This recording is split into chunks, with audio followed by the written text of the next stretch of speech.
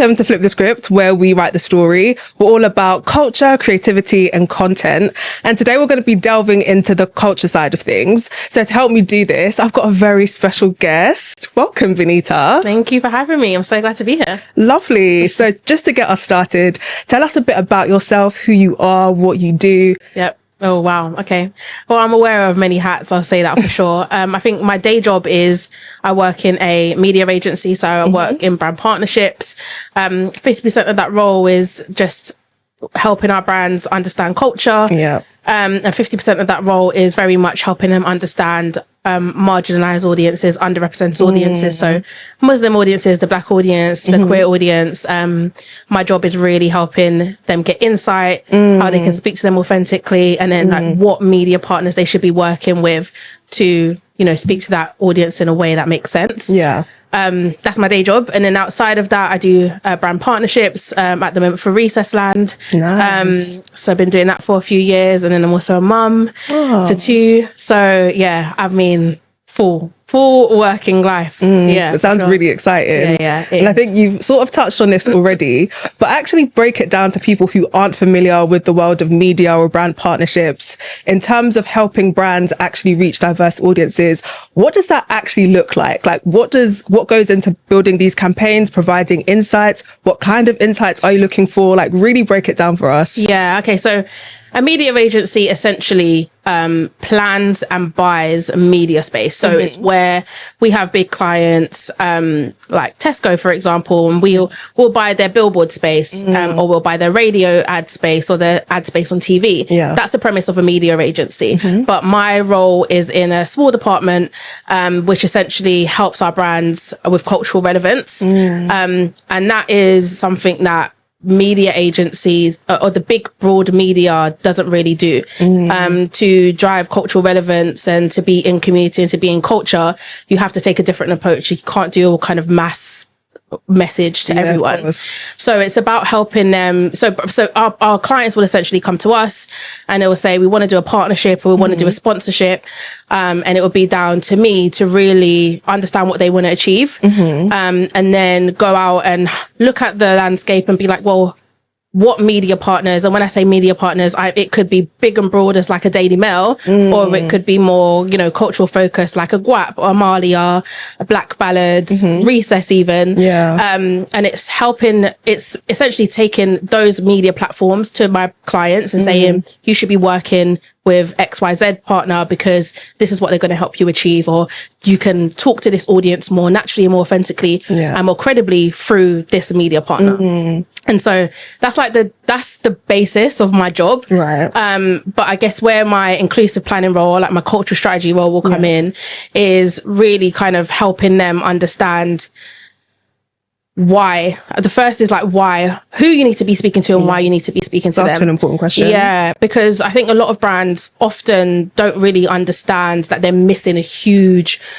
kind of proportion of their audience or people who can potentially become customers just because the UK population is becoming more and more diverse. If you look at the census before the last one and this one, you compare it, you can see that, you know, there's more Black British people in the UK. There's less people identifying as white British, for example. And so the population is just becoming more diverse. And so brands really, in order to future-proof, in order to like, you know, really kind of lean into these audiences and bring them on as consumers, they have to be able to understand them and talk to them in a way that makes sense. And so that's essentially what I help them to do. And so, you know, I have a client at the moment who understands that, you know, the Muslim audience is key for them. It's a key to help their business grow, but they don't just want to go out with cold messaging to the Muslim audiences. And obviously would never be my recommendation. So for me, it's like, how can I help them do that in a way that makes sense, that's authentic, and help them show up to the Muslim audience in a way that, you know, signals that they're doing it authentically and they're doing it credibly and they actually want to invest in the community and not just extract. That's essentially my job. I hope that answered the question. No, it definitely does. And I think touching on your point of authenticity, I think oftentimes with brands, you see them show up on like big occasions, whether it's Black History Month, Carnival, Eid, so forth and so on. And it doesn't really feel authentic. And I just want to get your insight. How do brands actually show up authentically? What would you recommend? What are sort of your key insights based on your experiences? Yeah, because I think for the audience, you can tell straight away when a brand isn't really tapped into the culture. Yeah. And obviously with your experience, it'd just be really interesting to hear how you go about educating the brands that you work with, especially those who don't really get it all the time, how they can actually authentically tap into the culture consistently and just in a really nuanced way. Yeah, I mean, it depends on the brand, but I think I will always use the example of like a Boohoo Man, which I called out on my Take Notes episode, if you see it on TikTok. I saw that. And, you know, I had to, because you could just tell that their Notting Hill Carnival campaign was just very extractive. It was, we want to sell t-shirts. We don't really understand carnival culture. We're just going to take carnival, assume it's a Jamaican thing. We're going to use some Jamaican language, Jamaican food, and we're going to put some slogans on the tea, and we're going to hope that people buy it. It was a revenue driver, right? Jerk peas, rice and teas, like, it's crazy to me. And you could just tell, I saw that and I was just like, no, Boohoo Man, like, you're not going to get away with this.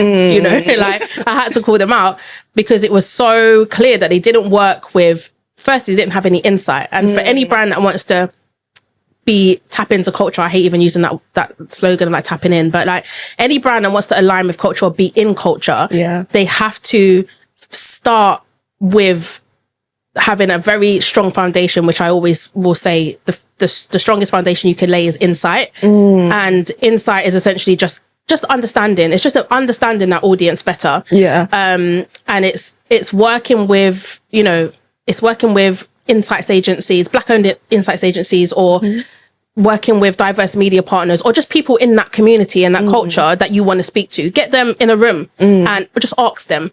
You know, that's the basis. And I will say that a really good example of a brand that has done that before is Oatly. And when Oatly did their campaign with Gigs, they literally used Word on the Curb, which is an insights agency partly, to lay the foundations of that campaign and really understand how lactose intolerance affects Black people in the UK, because that was the basis of their foundation. So they understood the audience first, and then, you know, they had Black talent behind the camera, they had Black talent in front of the camera, and even all of that will kind of, you know, create the best kind of output for the brand.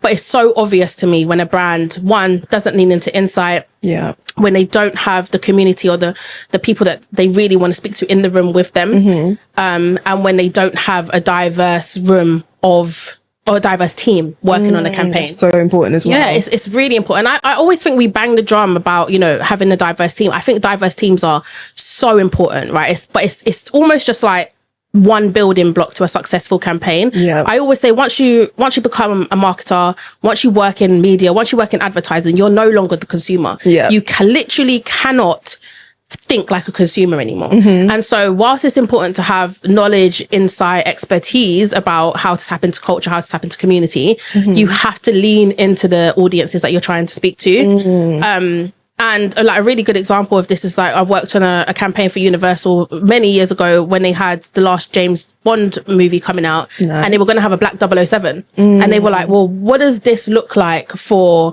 us in terms of how we speak about this? How do we make sure it's right in terms of our language and in terms of the tone of voice and how we speak to the Black community about this? And we literally got people who are founders and CEOs of, you know, like Guap and Amalia to come in and sit around the table and say, this is how it would appeal to us, or this is what you should say, this is what you shouldn't say. And I think brands that like really lean into that, into the audiences, and stop trying to talk at them and speak with them, I think you'll have the best success. I think it definitely like resonates with the audience as well, because you can just tell that there's people at the table who look like us, come from the same backgrounds as us, and just really understand our experiences. 100%. And I think touching on, you know, brands and partnerships that have done things really well, in your opinion, have there been any campaigns that you've seen that you haven't necessarily worked on that you think, okay, like these guys have really flipped the script, they've done some amazing work, and they've really been tapped into culture, for the lack of a better phrase, in a way that just feels like a breath of fresh air? Because obviously with that example you gave with Oatly and Gigs, that was something that I saw myself and I was like, oh, like I wouldn't have expected this, but it just feels natural, it feels organic, doesn't feel forced. They're not trying to do anything outside of the box, but it just feels like a nice, organic, synergized partnership. So is there any examples that you've seen that maybe you haven't worked on that you feel like have the same sort of essence and vibe? I would say, I think big brands really struggle to do it, like bigger brands, but you see a lot of challenger brands at the moment really doing it well. So like Wingstop, for example, doing some really great work in culture. You know, they've aligned with music culture quite strongly, and they've stayed really like true to that, and they've stayed consistent with that. And now they're even doing things like they're opening a studio for, you know, young and emerging talent to come and be able to, you know, they're creating spaces for the communities that they're actually trying to speak to. And I think that's a really good example of a brand that's doing it well. I think Topicals as well. Always bang the drum about Topicals. Like, they're doing such great work. And I think those are two brands that come to mind straight away, of brands that are really trying to be in culture and doing it well. And again, you know, Cortez, again, sensational brand. But I think I almost feel like it's easier. I don't want to say easier, but it's, you know, they have more ability to really align and be in culture because of the nature of their brand. I think bigger brands, global brands, find it harder because they've come up, you know, they've built top down versus bottom up. Right.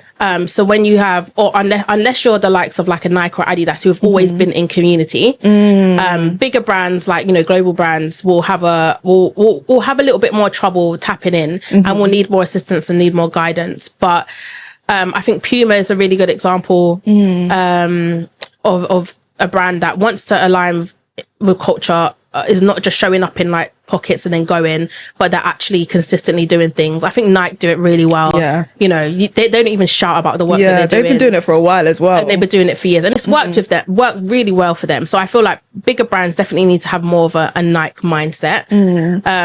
But yeah, I think Topicals and Wingstop are the two brands that I can really say are doing it well at the moment. And just tapping into that sort of culture marketing mindset, what would be like your top no-go things for brands to do in terms of, you know, creating campaigns that are quite diverse and just speak to audiences authentically? Is there anything that you tell your own clients that, hey, like, this is something we definitely should stay away from? Do you have any sort of guidelines? Or just personally, when you're looking at campaigns, like, what kind of lens do you have when you're thinking, okay, cool, does this really feel aligned? Does this really feel authentic? Yeah, I think it depends on the brand, but like, I've definitely, you know, I've had brands that want to do Christmas campaigns, but they want to include Muslims in their Christmas campaigns. And I'm like, no.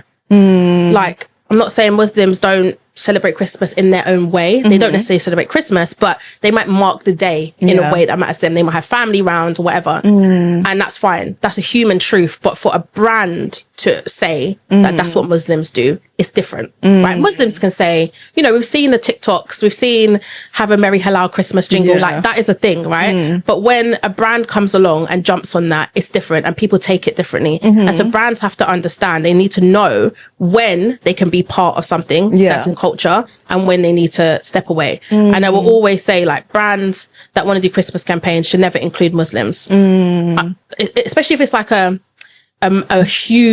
really huge brand that everyone knows. It won't ever sit well, because brands don't necessarily have the authority to be able to play in that space, right, of Merry Halal Christmas. Like, they just don't.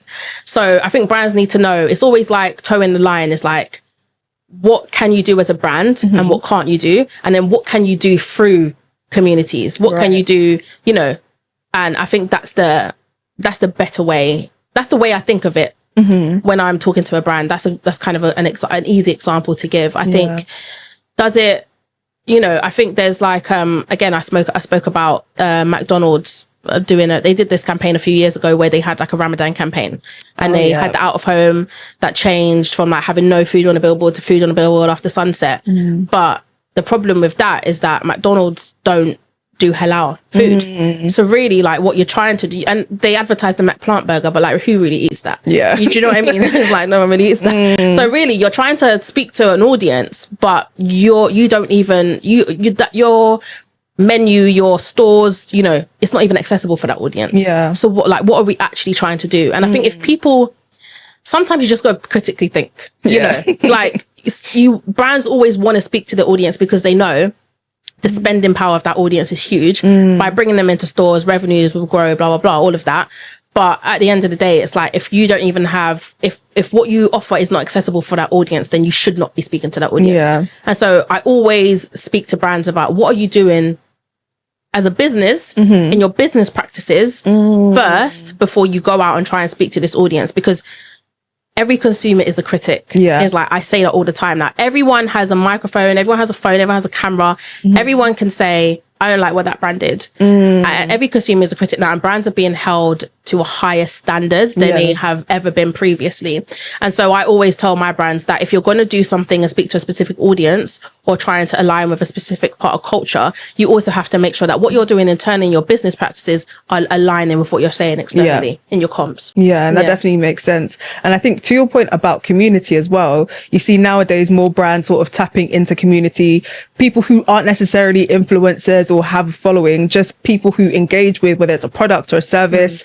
What is your thoughts about that in terms of like the future of marketing, especially from that cultural lens? And how can any sort of brand lean into that and also leverage maybe the insights they get from those communities just to make sure that what they're doing actually is authentic and actually speaks and represents well of that community? I missed the first part of that question. Sorry, can you repeat it? So basically with, so many brands tapping into communities, how can brands, in terms of the future, how can brands actually leverage the communities that they have of authentic supporters who actually engage with, whether it's a product, a service? How can they leverage that relationship, number one? And then number two, what insights can they gain from this community to help them with their campaigns? Or should they be looking to that community for insights at all? Maybe they should focus on more sort of traditional methods. Like, what are your thoughts and opinions on that? I think brands will always need traditional methods of marketing and media to do what they need to do to, drive revenue. I think, but as the population, like I said, is becoming more diverse, and as people are holding brands to a higher account, there has to be a mix of traditional media, broad reaching media, and then also community and culture. I think there has to be that, mix. And I think the brands that really lean into creators, because creators, again, the influencer landscape is changing massively. And we're seeing a lot more founder-led businesses. We're seeing a lot more communities being built. Influencers are building their own communities now. And they don't just have an audience that they speak to or recommend products to. We're seeing, influencers really build strong, engaged communities. Mel, for example. Love Molly May, for example. Where they can say, love this brand, and it sells out in 2 minutes, literally, So I think brands need to really see how that landscape is evolving. And I think they can tap into their audiences. They should be tapping into their audiences and communities for insights, for sure. I think the more brands that have a seat at the table with the cultures or subcultures that they're trying to lean into, is the better it will be for, for their campaigns, for what they're trying to achieve. And I think it goes it goes both ways, right? Because at the end of the day, brands do need communities. They do need culture in order to be able to grow. And I think on the other side of it, communities and people in culture often see brands tapping into them as like, they're almost grateful, right? Oh, we're grateful because a brand wants to come on board. We're grateful. Like finally, they've seen me. Actually, what that brand has seen you, because they know that you can put them on to an audience that you don't even see as valuable. When brands are highlighting these smaller communities, it's not because they want to support them. It's because they know that they can get something back from them. And I think often people who run these small communities or are just starting to work with brands, they don't see the value in the audience that they're building, but brands see that. And when a brand brings those communities on and allows them and gives them a platform to express themselves freely, like that's, the community see it as, we're getting our time. But what they need to see is that brand is leveraging your audience. They're leveraging you, and I think people need to just have more of that mindset. We talk about brands tapping into culture quite a lot, and we talk about brands wanting to align with culture a lot, but I think the other side of it is communities really understanding the value that they bring to brands as much as brands bring revenue to them. No, that's definitely really important. And I think speaking of the future as well, from like where you sit and the things that you do, are there any sort of emerging trends or insights that you're looking at and you think, oh, like this could turn into something really big in the future? Or is there anything that personally you feel like, okay, I'd love to see this thing be integrated more into the industry? I would say like my whole purpose for my reason for being my ikigai, which is what I speak about all the time, is building equity in the media industry. So right now, you know, big media agencies spend with big news publishers, and they often have trading agreements. And so they're, you know, where the money goes. If a brand will pay a media agency money, and the media agency will spend it with a big media partner. Yeah. And that's a cycle that has been for decades and will continue if people are not internally pushing against that. And for me, I truly believe that we're in an era where a lot of my clients are really starting to understand the value of community media, understand culture, and I think that's going to be something that more brands start to leverage going forward, I hope. But I think in terms of the media industry specifically, I think there needs to be more people really like understanding how to divest money from those big media agencies, big news publishers, and actually put it back into community media. And so that's my thing. That's the message I'm trying to spread, is that there's so many people who go to Recess, they go to Soft Life Ski or DLT, or they read Amalia, or they read Black Ballad, or they read Guap magazine, or watch back to back on Word on the Curb. Like they consume all of this content. They work in the media industry, but they never put the two and two together to be like, I should be taking my clients to those people. Do you know what I mean? And so I feel like but I feel like that is what's going to change in this industry. I'm hoping anyway, but I feel like we're moving more towards brands really investing in community media, into independent media. And I'm hoping that the more money we can, you know, divest from those big news publications, is the more that community and culture will thrive, and opportunities for people, for creatives will, you know, become more and more, because there's money being put into that ecosystem. So that's my prediction. I do think that is going to happen. It's slow, but I do think that will take off eventually. Yeah, I think that'd be amazing to see, because I think as somebody who's a consumer of media, lover of media, works in the industry as well. I love seeing brands, you know, that are already tapped into the industry and have those connects. And I think you just feel the difference in terms of, you know, their priorities and how they manage things. And I think it's so encouraging and inspiring to see. And I think, like you said, like for the future, it bodes really well to have this stuff sort of start now. And in terms of speaking of, you know, the future and, you know, some of the clients you've been working with, you did mention Recess and some of the work you do with them. Just to give our audience a bit of an understanding, what kind of work do you do with a company like Recess? And how do you sort of impact them to make, because obviously they're already tapped into a cultured audience, but how do you really just take them to the next level? I think so. What I do in my day job is very much helping brands understand culture. But what I do with Recess is I help them understand the value of their audience. They have a huge audience, an engaged audience, and I do this with a lot of smaller independent kind of media companies or communities that are building based on passions. And I basically just help them understand that you have this following across your social channels, but you also have people who will show up wherever you go. And that's the case for Recess, right? Like no matter where they go in the world, their audience are following them. They got a party in South Africa, people are going. Do you know what I mean? They're going to Dreamland to do Recess Land. People are traveling from all around the UK to Margate to stay to whatever to go to Recess Land, right? And so what they've created is so powerful. But I think sometimes when you've built an audience like that, you don't really know the value that offers to a brand. And sometimes it's about just knowing how to package it up. And to pitch it to brands. And sometimes it's about understanding, you know, how much do we charge for this, or how much should brands be paying to access our audience. And a lot of it is in the sell. So for me, what I do for Recess Land is I package up Recess Land, and I go out to brands and I say, you need to be at Recess Land because this is not just another festival.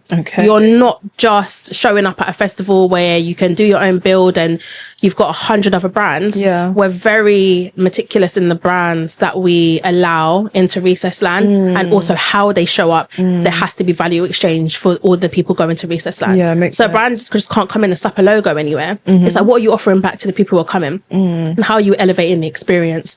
And essentially that's what I help them do. Okay. Yeah. Now that sounds really, really interesting. And Yeah. I think a nice sort of synergy between what you do in terms of your 9 to 5 and like what you do on the side as well. Yeah. But I want us to take it all the way back. Yeah. And talk about, how did you actually get into this industry? Why are you in this industry? Like, where do your interests lie? Talk me through, literally from the beginning, how you've gotten here.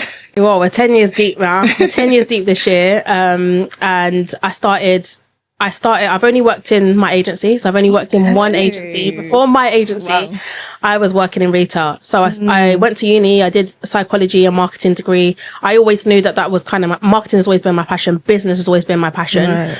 And when I was about 16 or 17, I went past my agency building on a bus and I was like, I really want to work there. But I had no idea what they even did. And it just said MediaCom. And I just knew that I wanted to work there. Nice. And so everything that I did up until from that point, up until I got the job, was kind of just moving towards that. And because I worked in retail, I never actually had any media experience. Okay. But what I did is I just started doing stuff on the side. I just started helping my blogger friends with their community, helping managing their social pages, helping them create content. And I put it on my CV. And eventually a job came up at my agency to work in the social team, and I applied for it and I got it. And so I started in social. I started literally doing like managing Dell's Facebook account. Like that's literally what I was doing. I was responding to comments. I was creating their content calendars. And then because I work in a media agency, the role for organic social it kind of stopped being a thing, stopped being needed because brands started taking their social in-house. And so I moved into the new business team. And it was only when I moved into the new business team that I really got, this was maybe like 2 years into my career, that I really got a good understanding of what my agency did and beyond the social, and actually how I could then start influencing my brands to actually first understand the different audiences that they're not reaching at the moment. And it took me a good, 3 or 4 years to really get to a point where I was, kind of able to craft a job role for myself. I am the only person in my agency that has my title. Okay. I'm the only person in my team that has that title. And that's because I have built a reputation in my agency. I've built relationships where people respect me. They really respect what I do, my expertise, my understanding of different audiences. And I've been able to create a job role for myself that feeds into my ikigai and the things that I want to achieve.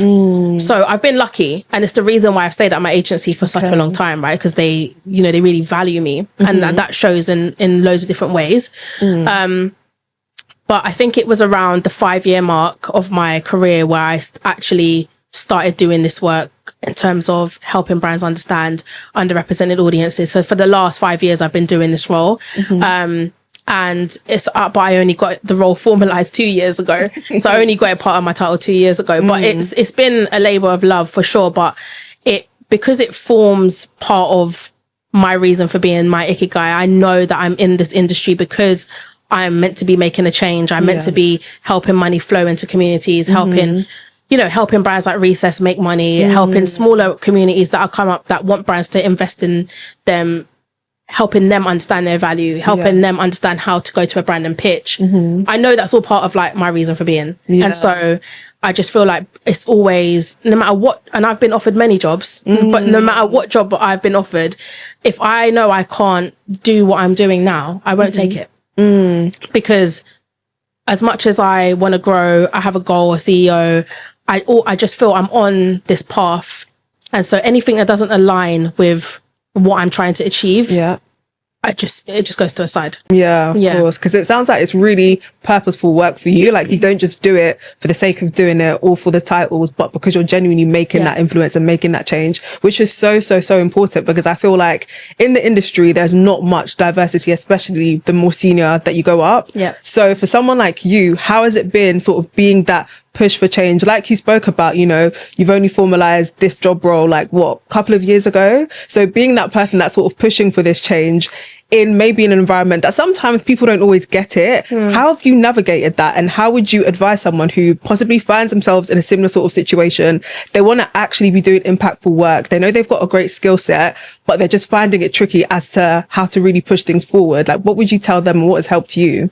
Yeah, do you know, I'm not gonna lie, it's really tough. It is tough. There's a lot of challenges to navigate, but I would say like my biggest saving grace has been building a reputation in my agency and in my industry. Being the person who speaks about why brands should be in culture, why they should be in community, being a thought leader. You know, when you are able to go into a room and say, this is what I think, and these are the reasons I think it, and it's backed up with, you know, census data and this data, this research, whatever, people take you more seriously and they listen to what you're saying. But I think the bigger thing is being able to have people in rooms that I'm not necessarily in advocating for me. And my COO is my sponsor at work. So I have bi-monthly meetings with her, and she literally talks to me about, you know, what do you want to do? What do you want to achieve? And I go to her and I say, this is what I need you to do for me. Or what can you do for me? I want to be in this room. I want to be doing more new business. It was only because of her that I've really been able to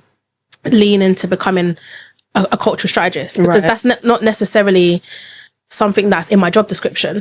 It's a skill set that I've been able to pick up because my COO has been saying, I should be on this pitch, I should be working with this team. And it's allowed me to pick up, you know, more skills, more expertise around strategy, because I've been put in the same rooms as phenomenal strategists. So I've just learned, you know. So I think having building a reputation in your industry and having a sponsor is really, really key for anyone who is trying to build their career and take it seriously, and having a mentor, of course. I would also say that what a lot of people do is they just get up, they go to work, they do their job, they come home. And I feel like if you're actually trying to intentionally build a career, you always need to be thinking forward. So it's like, what changes are happening in your industry, or what gaps do you think there are that you can help fill, that align with your passion, that align with your skill set. That's what I was able to do. And I had to make a business case, you know, to have this title that I have. I have to make a business case to do the job that I do. I have to bring in revenue. This is not something that I just do for fun. I have to, you know, there's revenue attached to my job. So I think if you're someone who wants to take your career seriously, you have to be doing a multitude of things, but you have to be able to, if you're early on in your career, read your industry news. You know, like for me, it's Campaign or, you know, LBB Online or whatever it is. It's the drum. It's understanding what's happening in the industry, because then you might see something that's been like, oh, it might not necessarily be an original idea, but it might be something that you could take and implement into your agency or the business that you're in. Mentorship, sponsorship for sure.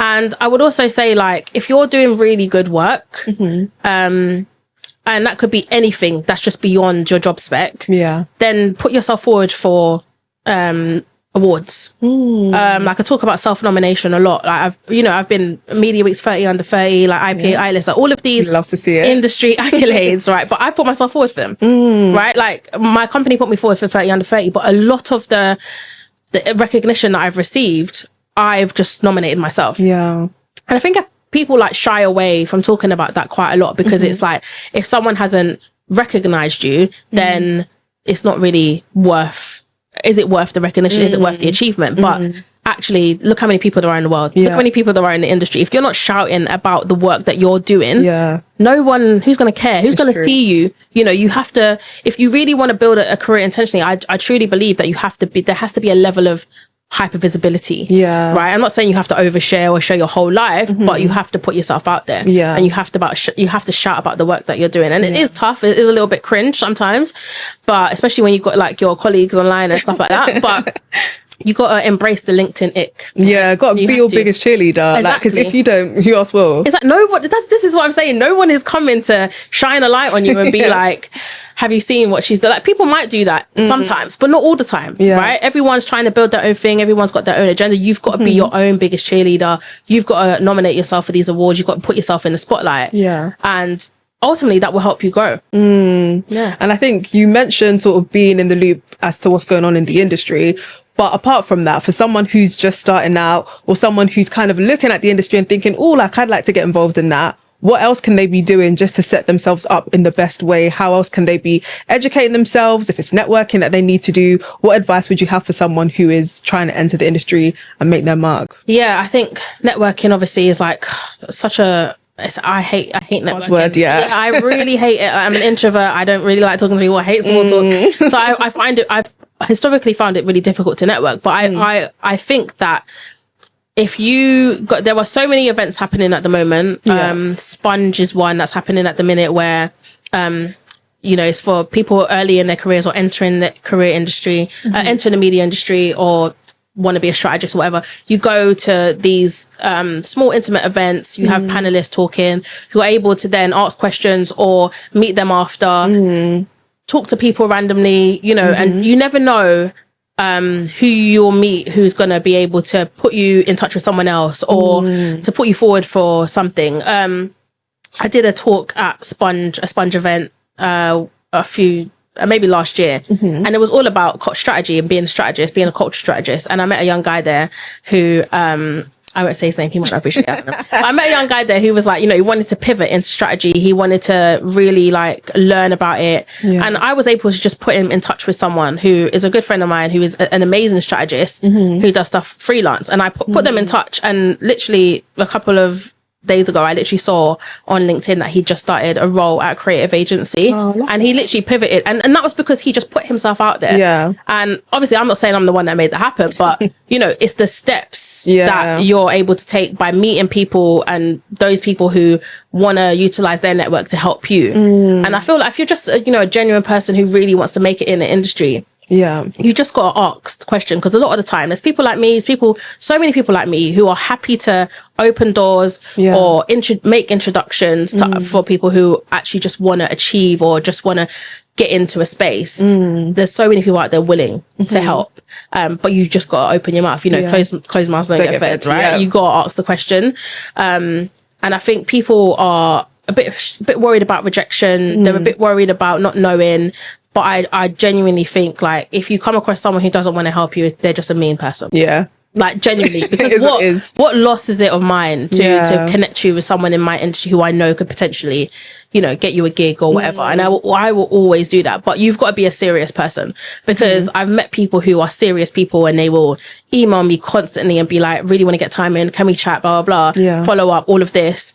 And I'm like, I might not see your email first time. I'm busy. I might not see your email first. I might not even see it the second time. But you got to keep, if I say connect with me and reach out, I don't mean to air you. I'm not, I don't, do you know what I mean? And I think the most serious people will genuinely hound me until I respond to them. And then you've got people who are not, I'm not saying you're not serious, but maybe they're not as hungry, and then they'll just see one email as a rejection. Right. Like one unread email, one email that I didn't respond to as a rejection, and be like, I'm not going to reach out again. But you have to understand that everyone's busy. You're not the main character. Do you know what I mean? So I would say for anyone coming up in the industry and early in their career, I would definitely say, like, just connect with people. Like, people will be your biggest connectors to other people who will get you in the spaces that you need to be. Networking is, I hate it, but it's key. It really is key. Got to do sometimes. It's a necessary evil. It really is. And I think, speaking about your career so far and like what you've learned, but now like look into the future, like what's next for Bonita? What do you have your eyes set on? Because I thought I heard CEO in the mix. I've toyed with like having my own agency for such a long time. I'm going to keep it real and just say, like, I'm a mother of two. I'm a single mom. I like the stability of having a 9 to 5. I'm very well paid. I'm very well respected. I have really good connections. I have a pension. I have healthcare. Do you know, all of these benefits I have.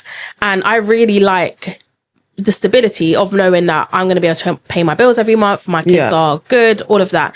I think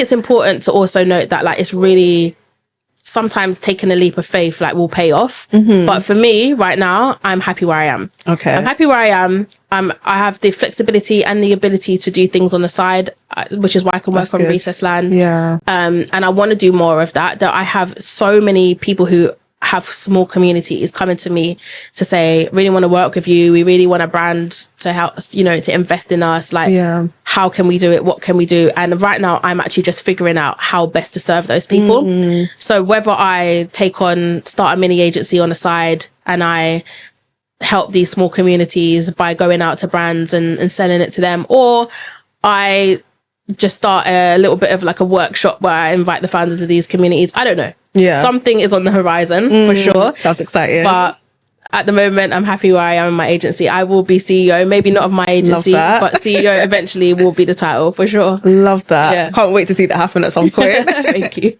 And as we round off, I just wanted to do like a quick little game, quick fire round. Yeah. It's all things like marketing, culture, all that kind of stuff. So yeah, don't think too long about your answers. Okay. Just real authentic on it. The last minute that's gonna get me cancelled. It's nothing too crazy. Just something like. Okay. So yeah. Quick fire round. Yeah. Let's start. So the first sort of question is trend or trash? What's a current overrated cultural marketing trend that you are just like, yeah, this is not it? That's a tough one. There's so many. I'm gonna say any brand that just wants to do carnival but not really invest in carnival community. Yeah, trash. Trash. That is very Boohoo very fitting. They're gonna hate us by the end of this, but it is what it is. Okay, so my next question is, what was the last social media campaign that made you stop scrolling? The first one that comes to my mind actually is Wingstop. They did a campaign with two talent, which I cannot remember their names, but they're the guys that like look over people's phones. Have you seen it? Oh yeah, yeah. On TikTok. So they did that, and they worked with that talent, and they did a campaign to promote their corn. But they actually did it with emerging. They partnered with Sonda and worked with up and coming directors and talent behind the camera, and I thought that was a superb campaign. I really loved that campaign. Yeah, such a nice start. And then the other one was obviously the recent, actually it depends when this is coming out, but the Recess Line 2026 promo. Love that. Sensational. So sensational. Cheap plug. I love that. So billboards or algorithms?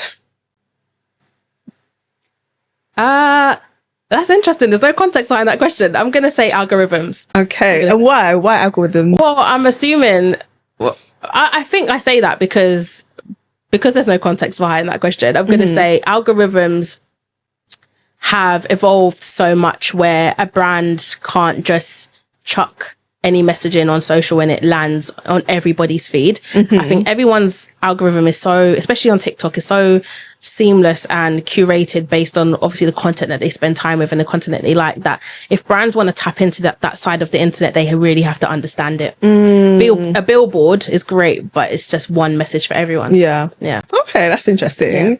And then my final question is instinct or insight, in the context of this being obviously when you're working with the different brands and you're trying to provide them with value as to why, you know, the work you're doing is important. Do you sort of lead with insights, or do you kind of lean into that instinct side of things as somebody who is well versed in, you know, different cultures and different perspectives as well? Yeah, insight always. Right. I think I always say to people that I work with, the black community is not a monolith. I'm a black Muslim woman, but I cannot talk for all black people, all Muslim people, you know, and all women.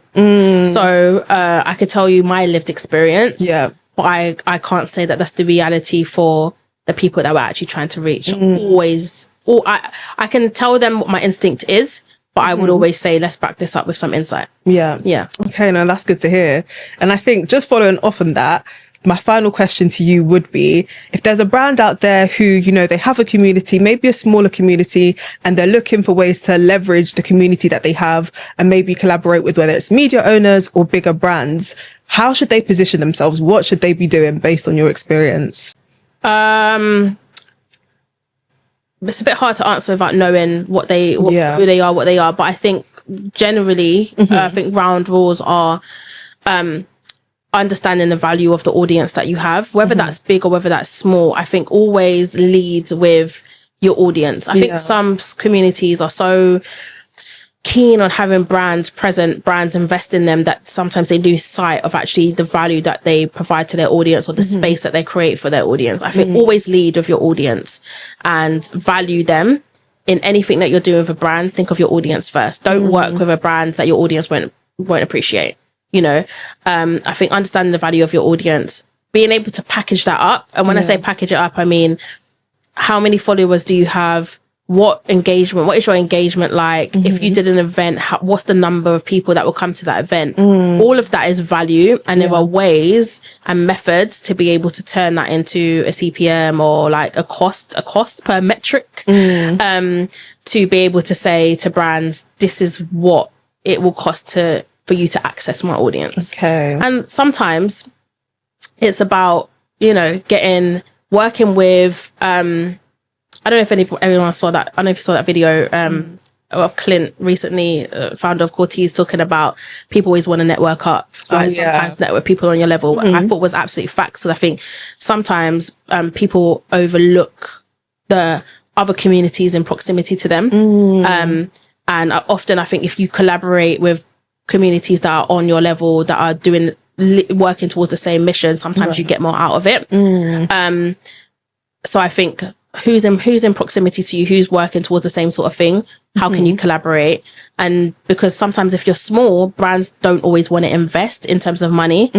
So you have to figure out what are you happy doing for free? What access are you happy to allow a brand to have for free? And then when does that cut off? Because sometimes you just want gifting, you just want product. Or, you just want a brand to cater or whatever it is. And even though they're catering your event, that's still value for that brand. Okay, because people are going to taste that food and they're going to be like, let me go grab some whatever it is they're catering, right? So it's about understanding that sometimes when you're a smaller community, if you don't understand your value, brands can take advantage of that. And they'll say, we'll give you this, we'll give you that, but you have to understand, is that a real value exchange? So I think that the key to that is understanding the value of your audience. Okay, and in terms of that value as well, should smaller brands be thinking about long-term strategy straight away, or should they sort of focus on, okay, cool, let's solidify this relationship first? I think in terms of communities working with brands, I think it's a bit of both. I think it's always good to have a long-term strategy, but sometimes you don't know how your community is going to grow.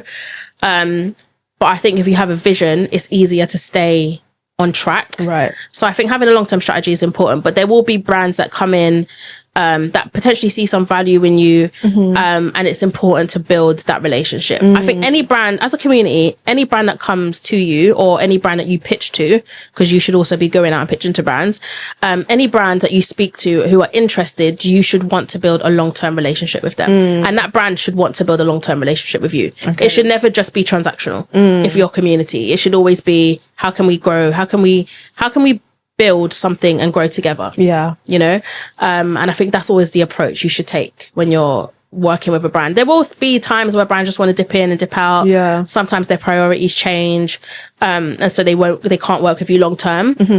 But I think the best return for a brand and for a community is when you have a long-term relationship. Okay, now that's really, really valuable to hear. And I'm sure that there's anyone who works as part of a community that's watching, they can take in all of these insights, all of these tips, and actually apply it themselves. Obviously, you give us credit too.